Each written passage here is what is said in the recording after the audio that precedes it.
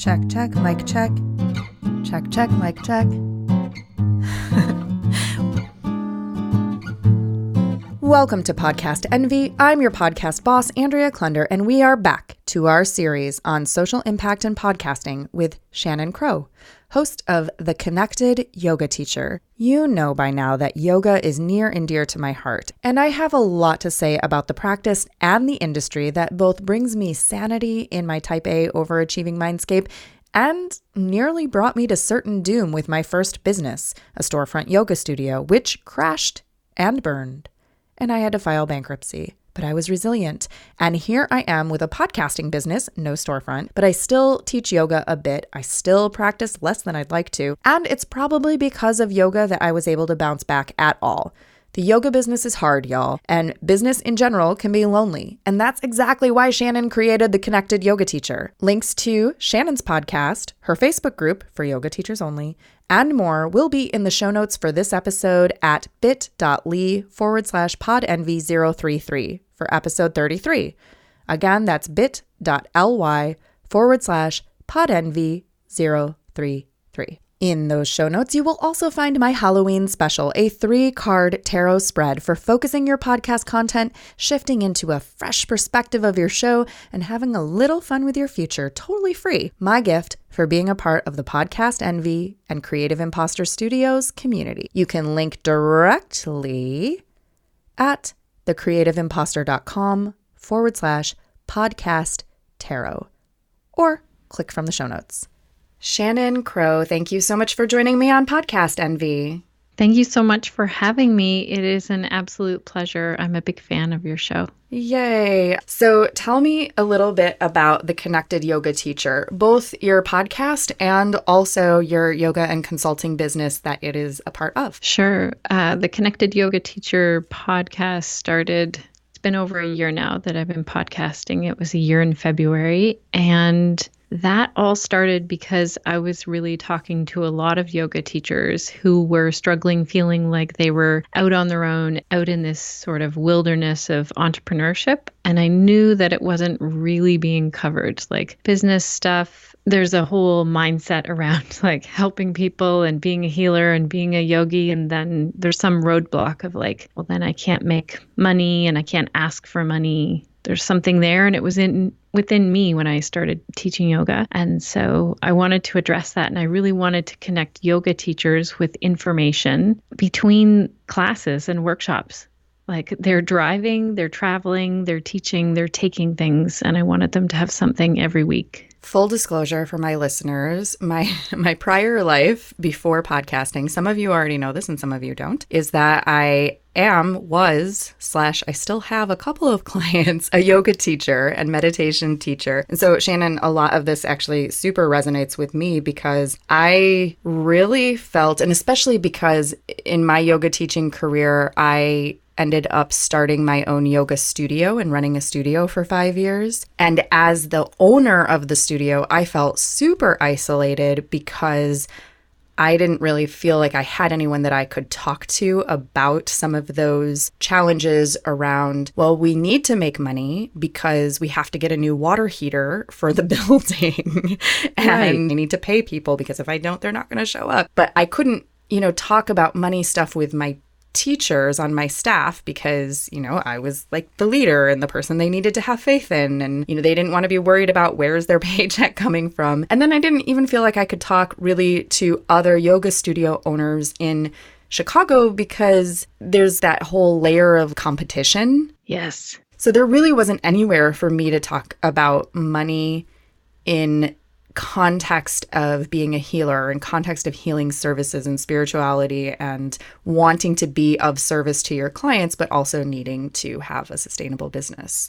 Yeah, I know. It's hats off to you for running a studio for 5 years. I managed one for 5 years, and it's a huge undertaking. Like you said, it is very isolating. And that whole piece that you said about the competition is huge. So this is one of those things that was really driving me because we have a really nice local yoga teacher group in and around Owen Sound. There's about 100 yoga teachers in 2 counties here, and we're not a big place. So on one hand, it's great to have a group of people that you can connect with and, meet up with. On the other hand, a lot of them were saying, I feel like there's yoga teachers everywhere now. And there's a teacher training, and yoga teachers just keep coming every year. And so they were really feeling like that competition piece. And so I knew that I wanted the connected yoga teacher to be more global so that it releases that, right? You can help a yoga teacher across the world because you're not afraid that they're going to steal your yoga students. And then I do really address that as well, because I think we can do the same thing in our communities. And so were you already a podcast listener when you came up with this idea? Why podcasting specifically for reaching that global audience as opposed to, like, say,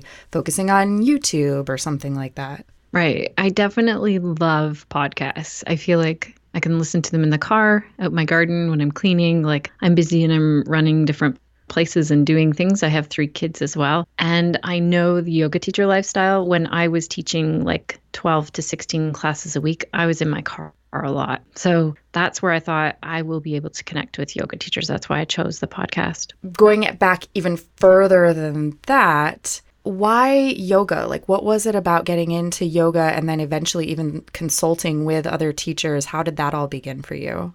So the yoga piece, I mean, my own personal yoga story, I feel like very similar to a lot of people. I tried yoga. I did yoga. I felt like I was a better person when I was doing yoga. My life kind of seemed much easier as a mom of 3 when I had done my yoga practice. Physically, emotionally, especially though, I just felt like I had a big solid tool that I could always turn to. And then let's see, when did I decide? I didn't decide I was going to be a consultant for yoga teachers. I was working in a few different trainings, and yoga teachers were asking me questions, and mainly asking me business questions. It was something I was really excited to share. And then they were just finding out from each other. Oh, I went to Shannon. She helped me with my website. I went to Shannon. She helped me with my poster. And then money mindset was a big piece of it as well. That's so funny. That's how I became a podcast.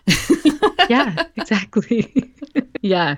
This conversation is part of a series that we're doing on podcasting and social impact. When I say podcasting and social impact, what does that make you think of? And do you feel like that applies to you? Yeah. I mean, for one, it almost makes me have imposter syndrome to answer this question. Like, I know that's something you really specialize in, and you just did a series on. So my goal with the podcast is to have an impact and a positive impact. So really small scale, I like to talk to people about supporting each other as yoga teacher peers. Mm-hmm. So I think the same can go across in supporting other entrepreneurs as well, but ours is focused mainly on yoga teacher entrepreneurs. So just supporting like that fellow person who's, down the street from you, also running yoga classes, and figuring out how you can lift them up and work together in a community is the small piece of that. But I think the big piece is that if I can make an impact and help someone with the mindset, setting their prices or building their business, setting their goals, really actually moving forward and profiting as a yoga teacher, then they are the ones that are making money and making more decisions. Where right now, I feel what's happening is a lot of yoga teachers are barely scraping by, or they have a full-time outside career other than yoga that's fueling them mainly. And I want to see that flip. Like, there's no reason why it can't. I think if yoga teachers take a moment to think, like a dentist or a massage therapist or a doctor, where they have a service that they offer to people and it helps them, and it's okay to charge for that. Dentists aren't walking around feeling like, oh, should I charge? Can people afford to get their teeth fixed? Like, no one is thinking like that as a dentist. Why are yoga teachers? I totally agree with that. And I'm even thinking, about the work that you do and how there's something. So many of us were attracted to yoga or drawn into a yoga practice or becoming yoga teachers because it had such a profound impact on our lives, like making you a more sane person or mom. Or, for me, it was taking the edge off of my type A personality. I discovered yoga in college, and I went originally I was just thinking of it as exercise. It was just a group fitness class in our rec center. And I knew I needed to exercise more, but I hated exercising. So I discovered just by going to the classes, like, wow, I really feel different after this 60-minute class in a way that I don't feel different after, like, say, an aerobics class or a kickboxing class. And I began to get really curious about that. And it really has, the practice, the teachings, the classes, the trainings, everything that I've done has had such a profound impact on the way that I function and the way that I manage stress, that I can see how supporting yoga teachers to feel more empowered to be able to continue to do their work, that can have a ripple effect, because then if that yoga teacher is supported, then how many people can they teach and influence and support from there? It's like a little expanding ripple. Yeah. It so is. I love that example. And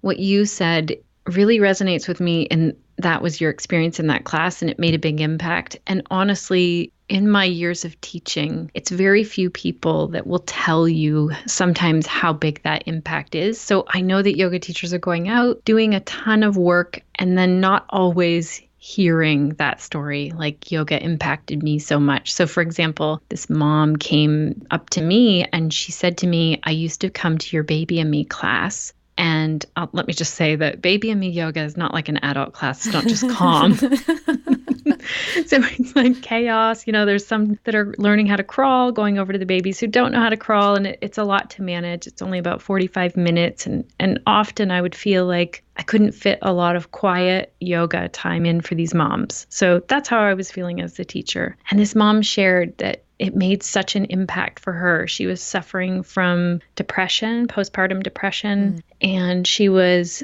just happy in that class because she could move and breathe with other moms. Mm-hmm. And she said it made all the difference to her. Well, I would never know that unless she shared it with me. So a lot of our yoga teachers don't know that impact that they are having on people. A lot of people will turn to yoga if they're told to for physical reasons and also for emotional reasons. So like you said, it can have such a ripple out into the community. And reverse is you go to a yoga class, you love this yoga teacher, and then they're struggling to support their business, or as we know, many yoga studios close. And then that's not there for you. So I really want to be behind the teachers to help them do that. Mm-hmm. I love that story so much. And I think that the same can go for podcasting too. When you think about it, you're sitting, I don't know where you're sitting right now. I'm sitting in a kitchen pantry that I've converted to a podcasting closet, podcasting studio.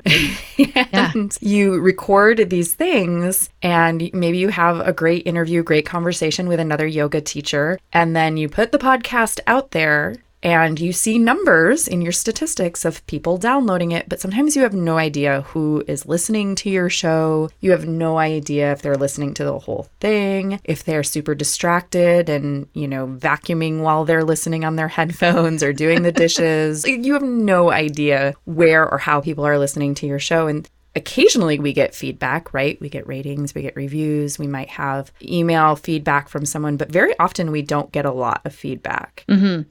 That is so true. And I always like to remind myself, if this person took the time to send me an email or to leave me a voicemail, there are a bunch more people that were feeling the same way. And this one person reached out, because I listen to so many podcasts and I don't often reach out or say something, even when something really impacts me. So I do try now to take a screenshot, even share it on Instagram stories or something, like just to say, wow, this was really helpful for me today. Mm-hmm. Yeah. Oh, that's such a good idea. The screenshots. Do you know that there's a new partnership connection between Spotify and Instagram stories? Do you know about this? It's pretty new. So you can now, if you're listening to a podcast in Spotify, the little ... thing where you can get your share options, there's an option to share directly to your Instagram story. And it puts a screenshot of the podcast that you're listening to in your Instagram story, and it's clickable back to that podcast in Spotify. Oh, that's fantastic. But speaking of that, you have a Facebook group, right, for your Connected Yoga Teacher? Yeah, it's amazing how that thing has grown. We have almost 4,000 members now. Wow. It's a lot of work. Gets to be more and more work the more people we have, but I have a couple of good moderators as well. And so how are you engaging with your listeners? So if we have, this desire to have a positive social impact and to spread good stuff with our mission, with our podcast, it's one thing to create the podcast, but then there's this whole other side of it, creating community and connection with our listeners and with our guests and things like that. So what kinds of things are you doing to engage with your community around it? So that Facebook group, I would say, is the number one. Mm-hmm. And now that the tone has been set, it's off and running. And say there's a spammy post or an unsupportive post, our core group who's been there for a while, it just doesn't get anywhere. It just doesn't go anywhere like other Facebook groups might. So I am a part of a few different yoga Facebook groups or business ones, and I don't go in for the ones where there's drama or people are being rude. Like we have these rules set, and I set them at the beginning because this was the kind of party I wanted to be at. Like I want to be somewhere where if you're making a comment, it's helpful. It's not snarky or hurtful or I do it this way and this is the only way. Definitely sharing opinions, but like, is that helpful to the person who just asked a question? And you would think that as yoga teachers, we have this niceness about our replies, but in my experience, that's not been the case in a lot of yoga teacher groups. There's that competition feeling that like, I don't know how to describe it. So I think anyone who has a podcast and decides to do a Facebook group, start it really small and keep it tight. Like, don't be afraid to kick people out if they're rude. Don't be afraid to not allow people in if they don't fit exactly like ours is. You need to be a yoga teacher or in a yoga teacher training. Lots of people want to join and they're like, no, I just do yoga. Well, there are lots of other groups for them. And then we really have the group rules outlined. And that's been a process too. We've changed them. If something new comes up and someone keeps spamming the group. Also, we have places where they can share. So it's kind of like, what would you like in a Facebook group? And then create that. Mm-hmm. How are you getting people? So you said you have like 4,000 members. So has the growth been mostly just by sharing it on the podcast, or have you been growing the group in other ways as well? I would say it's mostly from the podcast. It's on our front page of our website. It's in the email. Sometimes I was sharing like different posts that people were asking about, like just a link back. But then I decided to talk about it in every podcast. So I wasn't doing that at first, but some people were telling me that they weren't sure that they were allowed to join because they were a newer yoga teacher. So I was like, I want to make it clear that it's any yoga teacher. That's a good point, is the repetition. I think sometimes when we think about self-promotion, we feel as podcasters, oh, maybe I shouldn't promote it in every episode because then maybe it's going to feel overwhelming or it's going to feel self-promotional or it's going to be overkill. But like, really, you can't guarantee that everyone is listening to every episode. And so if you don't say it in the episode they happen to listen to, then they're not going to know about it. And it's not going to be a resource for them. Exactly. And I think a Facebook group, so here's another key secret. If you have a podcast and you feel like you want to grow the numbers, one of the things that I did in our 3 questions, you know how Facebook groups allow you to ask 3 questions to people who want to join? The last one of mine is, have you heard of the Connected Yoga Teacher podcast? Because mostly we were getting people at the beginning who were just searching for yoga, I guess, and we were popping up and they were requesting to join. They were like, oh, this is cool. This is a group for yoga teachers. And many of them didn't know that we had a podcast. So the link is there and lots of people were writing, oh, I didn't know. Or now we're getting more and more people saying, yeah, that's how I heard about this. I'm totally doing that, Shannon, because I have a Facebook group as well. And I have the question, how did you hear about the group? And I mean, it says the podcast in the group description, but I didn't think to put it in the questions. That's so smart. Mm-hmm. So it could still say, how did you hear about the group? Did you hear about it through our podcast? If not, here it is. Like you could still have it in there and have the link. Yeah. Love that. See, this is why I do interviews on my podcast, because I end up with free coaching out of it. Yeah. Podcast angels. I think as Christmas time approaches, I may have to start singing carols about angels. Do you want to feel more connected? Maybe you're not a yoga teacher, but you are a podcaster, or at the very least, you will be soon. And sometimes you have questions, and sometimes it feels weird to post in anonymous Facebook groups. And sometimes you really could just use a little support around your show. If that sounds like you, you may be just who I'm looking for. I am creating a podcast envy grow pod. Grow pod? I'm creating a podcast envy hot pod. I am creating a very special exclusive group for podcasters in the podcast envy community. And I don't have a name for it yet. I'm really struggling with this name. I'm going to be totally serious about that. So if you have any ideas, please send them my way. However, it will be an awesome group in which we will have ongoing support, Q&As, office hours with me, and workshops from guest professionals. Probably some other stuff that'll be really cool too. It's still in the works. And part of that is because I want to get your input as I'm designing it. What do you need? What do you want to know? How can I support you in making your show better, more meaningful, stronger, more resilient, and let's face it, more enjoyable? If you're curious on this vague pitch that I'm giving you, please head on over to thecreativeimpostor.com/grow together. That's thecreativeimpostor.com/grow together to get on the short list of invitees to the program, and I will be in touch with you soon. So I know that when we originally connected, I had reached out to you about the Impostor Syndrome series, and we did wrap that up, and I wanted to get you in the social impact series. But Impostor Syndrome is something that you already mentioned and something I love to talk about. So can you just tell me a little bit about how that has shown up for you in the creation of the Connected Yoga Teacher? Sure. Well, let me just back things up. So as a yoga teacher, I was ready to quit and get a 9-to-5, although my partner, Sean, was laughing at me saying, like, you will never be happy and that will never happen. Like, I am an entrepreneur at heart. But what was happening was right before the launch, even at the idea phase of things, it's scary. I don't care who you are. I don't know anyone that just launches with no fear. Mm-hmm. Now, I kept this piece of paper near my desk, and all it said on it was try. And it had a lot of weight. It was actually at a yoga retreat that I had done this exercise and picked a word. And I knew I wanted to do this thing. I couldn't even define what it was. I knew I wanted it to be for yoga teachers. So it definitely wasn't a clear path at all. And mostly what holds me back every single time, like even this week, I'm launching this group thing for yoga teachers.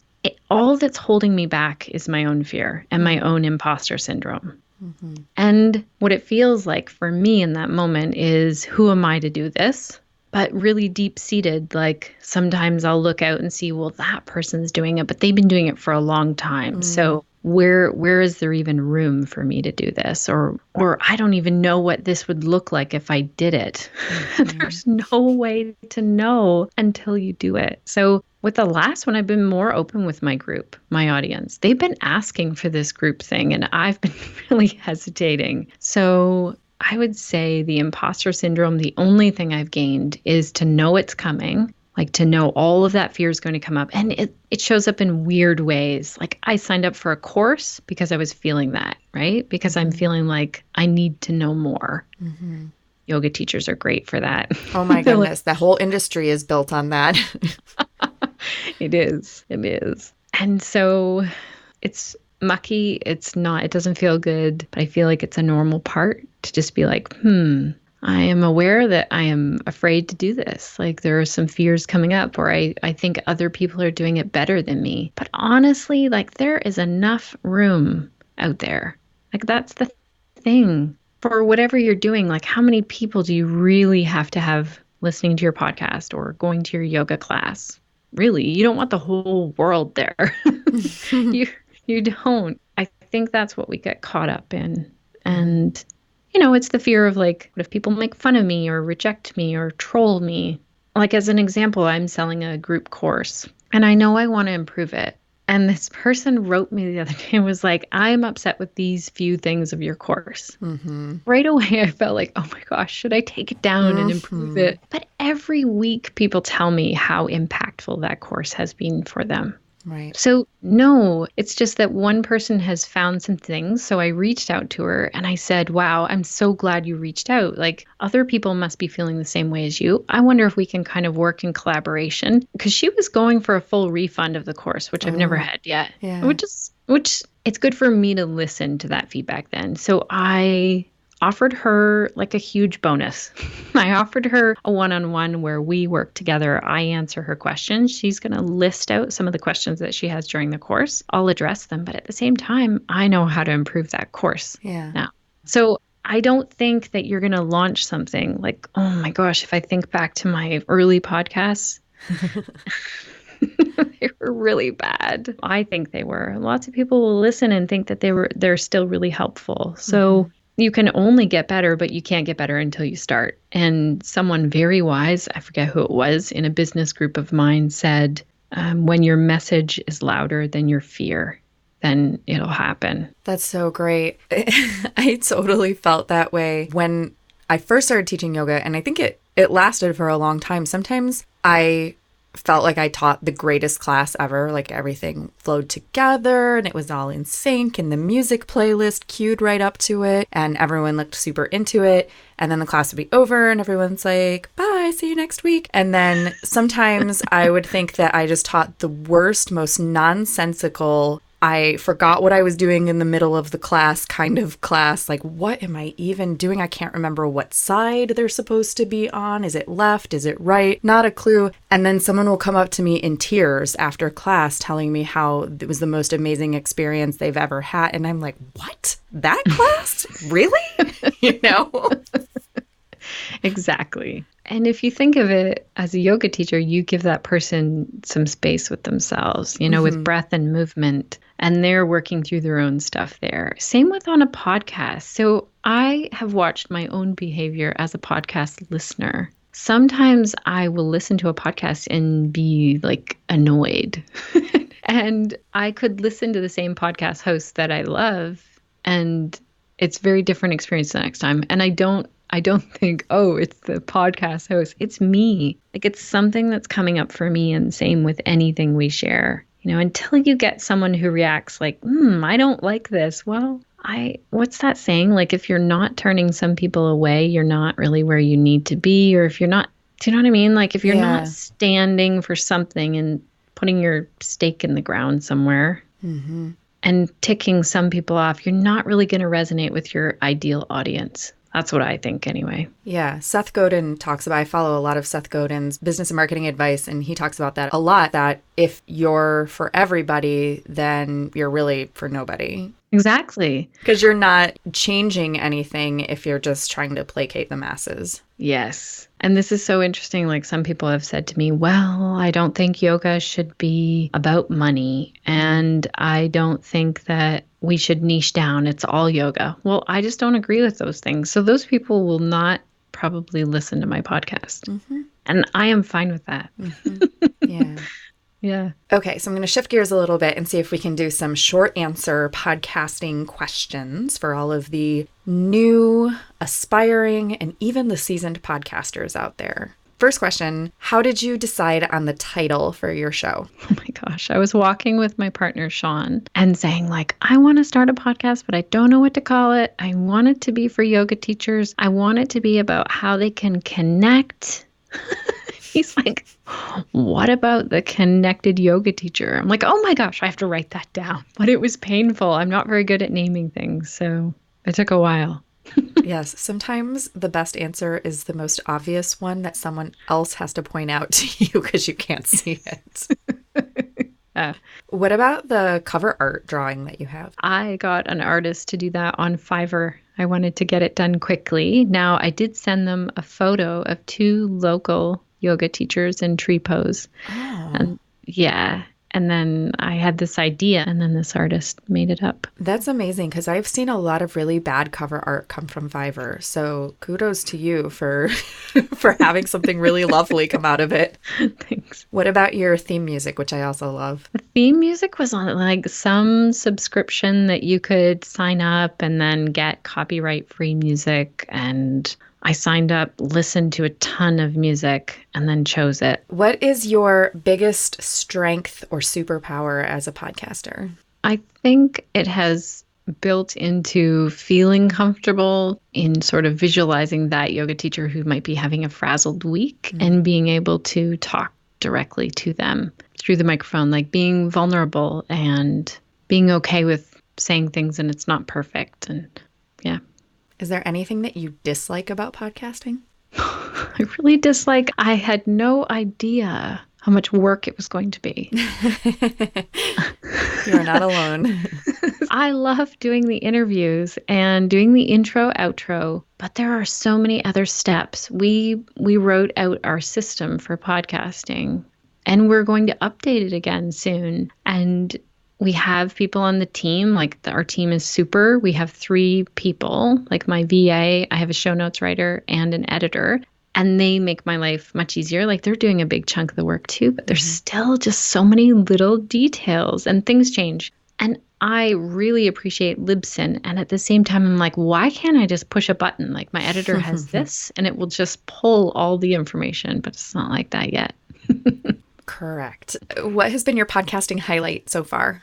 I think it was when the first person I didn't know booked a consultation call with me. Ooh. And the weirdest thing that happened this year was 2 things. Well, one happens quite often now when I get a consultation call, then someone will be like, oh my gosh, and they'll be all nervous on the call because they listen to my podcast and they think I'm someone famous. That's really weird. They're like a super fan. Or I met someone in person at a conference. I said I was going to this conference. It was for yoga teachers. I went and this person ran up to me at breakfast. I was just making my tea. I had no way of knowing this was going to happen. And she was like, oh my gosh, I listen to your podcast all the time. I don't think I even said hello properly because I was just in shock. I was just standing there like, I was just trying to make my tea. So later I went and said, that was really sweet of you to come and chat with me. I didn't even know how to process it. So. Love that. Have you had a worst podcasting moment or a biggest fail yet? I mean, I've had a couple of episodes where I don't post it. Those would be the biggest fails. So either the audio goes and I just don't feel comfortable posting it, or it just doesn't seem to fit. If I listen to it again, I'm like, would someone just fall asleep during this? That's not what I want. What's your best advice for either a brand new podcaster or a more seasoned podcaster who's looking to go up to the next level with their show? It's funny, like imposter syndrome starts to kick in. Like, I feel pretty new. I've only done 80 some episodes. My best advice. By the way, 80 episodes, there's a percentage that just came out, and I'm not good at remembering numbers, but there was a percentage that made my jaw drop of the number of podcasts in the Apple directory that are no longer producing new content. And it's high, and most of them quit before 80 episodes. So I think you're doing really well. Thank you. I wish that I could weed out the old podcasts. I don't want to get that when I search. I know. Okay. So that was another pet peeve of podcasts. For listeners. A pet peeve for listeners. Honestly, it's batching. Like, I've been doing a lot of listening to different productivity specialists and reading different books on productivity. And there's that whole, again, I have no idea what the number is, but when you go to do a task and then you switch and you're doing another task, if I can batch, so if I can make the intros, outros, or put a bunch of episodes together, and my goal is to have a podcasting week. So right now I do Wednesday is all about podcasting. And I either do interviews or I put the episode together and get it out to my editor. But if I can batch a whole week, the only thing that I kind of miss in that is the kind of real time, like this happened last week. But honestly, listeners are fine with the story, even if it happened 3 weeks ago. Totally. As long as it's not seasonal, specific to a date kind of thing. Yeah, that makes a lot of sense. I do better when I batch because I record my intros and outros for my episodes after the interview. And if the thing that probably takes me the longest in podcasting is procrastinating recording my intros. Yes, why does that happen? I don't know, because they're not hard. They're not unenjoyable. I like recording them, but for some reason, getting ready to record the silly intro takes longer than actually recording the intro. Do you re-listen to that audio?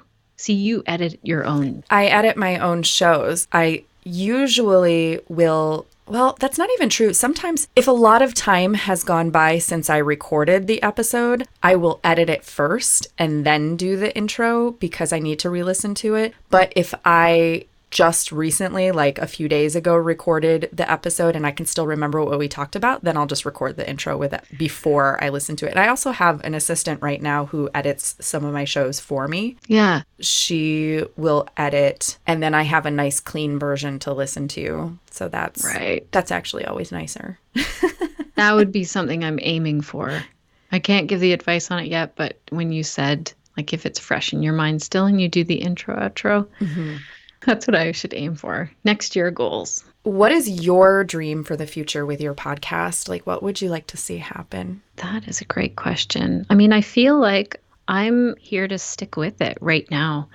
I don't have any, like, I want to go here next and do this next with it. For sure. I have lots of different topic ideas. That's actually not an issue. I have everything planned out until January. Nice. And we're looking at the end of August right now. So it's not that I'm really aiming to do anything different. One thing I've been adding more are live consultation calls with yoga teachers. Yeah. Those are favorites. Do you ever get stumped on one of those? Sometimes I listen to it and I feel like we just fumble around a lot. And that's the way it is in a consultation call. But for me as a podcast listener, I love those episodes where someone is getting coached. I've thought about doing that on this show with podcasting clients, but I'm always worried that they're going to ask me something or I'm going to have no advice for them or something. There's that imposter syndrome thing again. I cannot release this episode because I gave you zero good advice.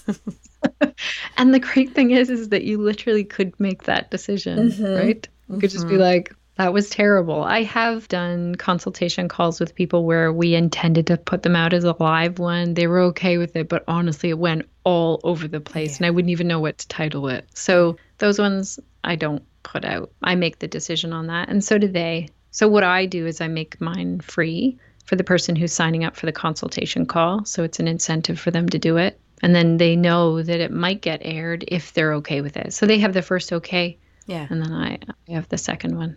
So if you look into your crystal ball and you see the future of podcasting, do you think that podcasting can change the world? I do. I feel like it gives us such an understanding of someone's story. It's really intimate when we're listening to people. I listened to the Sick Boy podcast. I don't know if you've ever heard that podcast.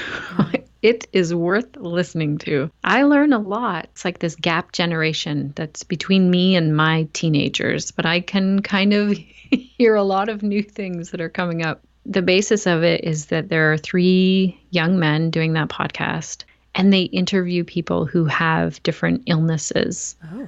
And they don't really care about the medical side of things and like getting it right. They want to know what that person's life is like. And they ask all the questions. Yeah. It is really good. And I feel like when I listen to an episode, like there was a man in a wheelchair in one of the episodes, and he was saying, I'm a wheelchair user, not someone bound to a wheelchair. That's how our language is. And it gives me a whole new understanding of like words that I might say because I'm just ignorant of what someone might be feeling like. Yeah. Yeah. Okay. What is the best way for people to connect with you? Where are your favorite social media platforms? Obviously, listen to the Connected Yoga Teacher podcast if you are, in fact, in that demographic. And if not, it's okay if you don't listen to it. But you might want to check it out and see how Shannon's doing things anyway. But how else would you like to connect with people online? People can follow me on Instagram. I'm trying to be on there a little bit more. It's Shannon_Crow_yoga. Okay. Which seems really long. I'm working away and seeing how Instagram goes. On Facebook, I'm on there as well. And then probably the easiest way is theconnectedyogateacher.com, and you can see all of ways to connect with me. I like when people leave me a voicemail. It's right on my website.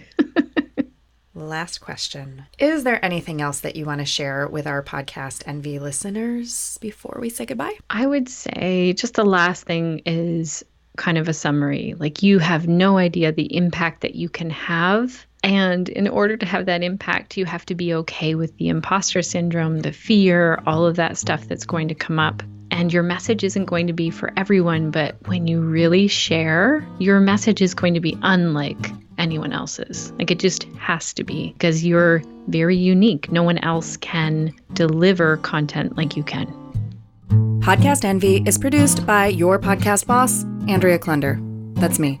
The Podcast Envy theme music is by Valentin Sosnitsky, courtesy of the Free Sound Project at freesound.org, and our podcast Angel music is by Benjamin Mastropolito, also on freesound.org as Lemon Cream. All music is licensed under the Creative Commons. Our episodes are mixed by Edwin Ruiz, and hey, if you want your show to sound as good as ours, hire us. Put the magic audio mojo of the Creative Impostor Studios to work for you. Thanks so much for listening, and here's to making your podcast the envy of everyone else.